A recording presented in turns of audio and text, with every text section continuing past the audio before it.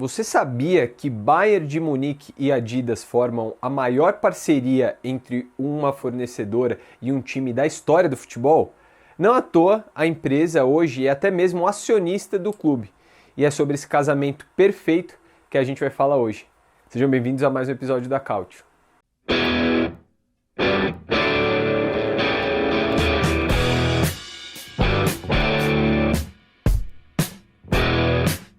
O Bayern é um dos maiores exemplos de sucesso na história do futebol mundial.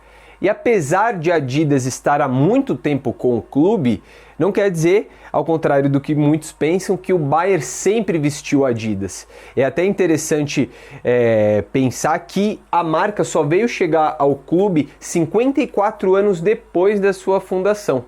Antes disso, o Bayern tinha passado por muita coisa, mas claro, acredito que as maiores glórias do clube foram convividas ali junto com a Adidas, e a gente vai trazer um pouco de ambas as histórias antes do início desse casamento. O Bayern foi fundado por 11 jogadores de futebol. Um deles em específico, que era o líder, Franz John, coordenou essa mudança de todo o time, que era o MTV 1874. Insatisfeitos com as condições da época, os jogadores tomaram a decisão de formar o próprio clube. E o que eles não podiam imaginar é que seria um dos maiores clubes da história do futebol mundial, né? E até essa caminhada, até o encontro com a Adidas, o clube passou por muita coisa.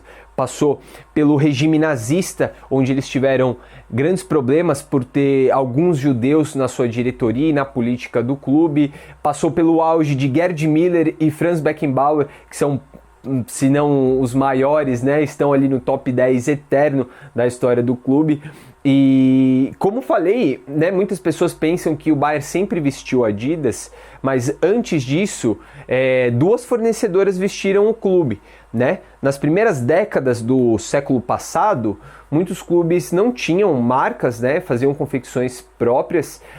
Em 1964, o clube assinou com a sua primeira fornecedora, que foi a Palm Tricot Fabrik. Tricot, eu não sei exatamente a pronúncia, né, por se tratar de uma palavra em alemão. É como eles chamam as camisas de futebol, tal qual na Inglaterra eles chamam de jersey, ou na Itália é maglia, na Alemanha é tricot. Então, Tricot Fabrik literalmente é a fabricação de camisas, né? E a marca em si, que é a Palm. Essa passagem durou até 1971, ou seja, foram 7 anos, né, vestindo o Bayern, até que o clube assinou com a Erima, que é uma outra conhecida em âmbito nacional, marca alemã, que até hoje está nativa e veste, em geral, clubes da segunda ou terceira divisão. Então, tudo isso aí aconteceu antes da chegada da Adidas, e por mais que o clube tenha chegado ainda a tempo de pegar Franz Beckenbauer e Gerd Müller, o auge desses jogadores, sem dúvida, foi ali, né, quando o clube vestia essas duas fornecedoras, né? Então, claro, não quero dizer que os últimos anos com a Adidas desses dois jogadores não tenham sido fantásticos, mas o auge em si, as principais conquistas deles dois pelo clube, antes de ambos migrarem para o futebol emergente dos Estados Unidos, foi nesse período antes do casamento, né? E a Adidas, antes do Bayern, né, qual a história? A marca foi fundada em 1920 pelos irmãos Adolf e Rudolf Dassler. O Adolf era conhecido, tinha um apelido de Adi. Então, é isso que explica a origem do nome da marca. Esse Adi, né, vem do apelido do Adolf, e o Das é o sobrenome do Rudolf, que por sinal também é o sobrenome do Adolf, né?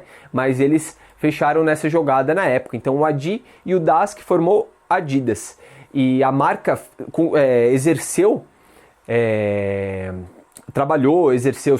suas funções ainda sob domínio dos dois irmãos até 1948, quando houve a famosa desvinculação, né, dos irmãos, e o Rudolf partiu para criar a Puma, que também, né, dispensa comentários. Apesar de ser uma marca absoluta e querida por muitos admiradores, eu acredito que em termos de mercado, em termos de mercado, a Adidas tem um alcance ainda maior. E então o clube chegou e assinou com o Bayern em 1974 ali, e logo no ano de estreia o clube foi campeão da sua segunda Liga dos Campeões. Eles haviam conquistado seu primeiro título uma temporada antes, né, no último ano de contrato com a Erima, e a segunda foi já com a Adidas e todas as demais, né, já que esse casamento dura até hoje, e acredito sinceramente que não deva terminar realmente, né, porque esse casamento se dá, em partes, pelo viés patriótico, né? É uma gigante marca alemã, é um gigante clube alemão, então isso gera um laço muito forte, né? E uma força de mercado realmente também dentro do país muito grande, e não só no país, né? Pois o Bayern é um dos clubes que há mais tempo vende camisas internacionalmente, né? O que é uma jogada muito inteligente da marca que determina esse fator.